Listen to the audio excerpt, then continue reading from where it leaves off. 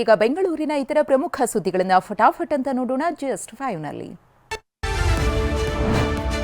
ನಟಿ Ranya Rao gold smuggling case ಸಂಬಂಧ ಗೌರವ್ ಗುಪ್ತಾ ನೇತೃತ್ವದ ವಿಚಾರಣಾ ಸಮಿತಿಯಿಂದ ವರದಿ ಸಲ್ಲಿಕೆಯಾಗಿದೆ. ಮುಖ್ಯ ಕಾರ್ಯದರ್ಶಿಗೆ 230 ಪುಟಗಳ ವರದಿ ಸಲ್ಲಿಕೆ ಮಾಡಿದ್ದು, ಇದರಲ್ಲಿ ಶಿಷ್ಟಾಚಾರ ಸೌಲಭ್ಯ ನೀಡುವುದಕ್ಕೆ ಡಿಜಿಪಿ ರಾಮಚಂದ್ರ ರಾವ್ ಸೂಚಿಸಿರಲಿಲ್ಲ.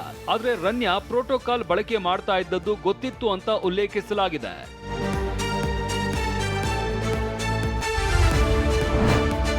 ಬೆಂಗಳೂರಿನಿಂದ ಅಸ್ಸಾಂನ ಗುವಾಹಟಿಗೆ ತೆರಳುತ್ತಾ ಇದ್ದ ಕಾಮಾಖ್ಯ ಎಕ್ಸ್ಪ್ರೆಸ್ ರೈಲು ಅಪಘಾತಕ್ಕೆ ತುತ್ತಾಗಿದೆ. ಒಡಿಶಾದ ಚೌಡವಾರ ಬಳಿ ರೈಲು ಹಳಿ ತಪ್ಪಿದೆ.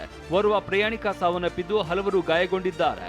ನಿನ್ನೆ ಬೆಳಗ್ಗೆ 8:50ಕ್ಕೆ ಬೈಯಪ್ಪನಹಳ್ಳಿ ಬಳಿಯ ಸರ್ ಎಂ ವಿಶ್ವೇಶ್ವರಯ್ಯ ಟರ್ಮಿನಲ್ನಿಂದ ರೈಲು ಹೊರಟಿತ್ತು.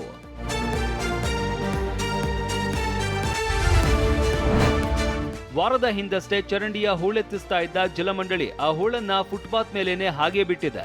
ಇದರಿಂದ ಲಗ್ಗೆರೆಯಿಂದ ಗೊರಗುಂಟೆಪಾಳ್ಯ ಸಂಪರ್ಕ ಕಲ್ಪಿಸುವ ರಸ್ತೆಯಲ್ಲಿ ಜನ ಪರದಾಡ್ತಾ ಇದ್ದಾರೆ.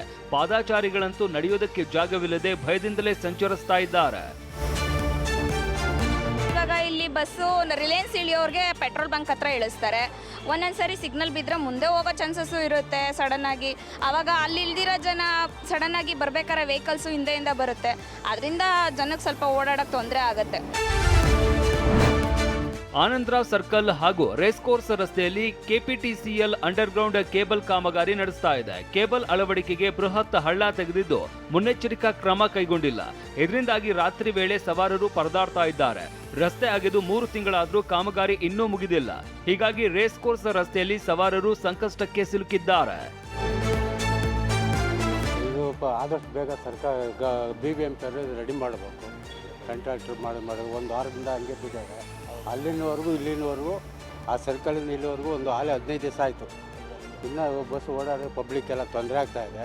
ಆದಷ್ಟು ಬೇಗ BBMP ಕ್ಲಿಯರ್ ಮಾಡಬೇಕು. ಯುಗಾದಿ ಪ್ರಯುಕ್ತ ಹೋಳಿಗೆಗಾಗಿ ಅಂಗಡಿಗಳ ಬಳಿ ಜನರು ಕ್ಯೂ ನಿಂತಿದ್ರು. ಹೆಂಗಸರಿಗಿಂತ ಗಂಡಸರೇ ಹೆಚ್ಚಾಗಿ ಕ್ಯೂನಲ್ಲಿ ನಿಂತು ಹೋಳಿಗೆ ಕೊಂಡೊಯ್ದರು. ಚಾಮರಾಜಪೇಟೆಯಲ್ಲಿರುವ ತಾಜಾ ಹೋಳಿಗೆ ಬಳಿ ಗ್ರಾಹಕರ ದಂಡೇ ಇತ್ತು. ಹೊಸ ತೊಡಕಿನ ದಿನ ಮಟನ್ ಚಿಕನ್ಗಾಗಿ ಕ್ಯೂ ನಿಂತಂತೆ ಒಬ್ಬಟ್ಟಿಗಾಗಿಯೂ ಜನರು ಕ್ಯೂ ನಿಂತಿದ್ರು.